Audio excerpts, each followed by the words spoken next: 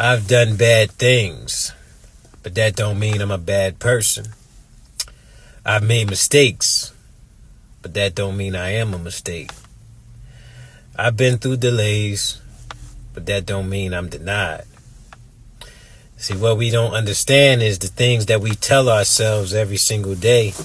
It starts to manifest in our minds, and it starts to make us believe that about ourselves because you're speaking that into existence. But when you speak positivity in your life, it also has the same effect.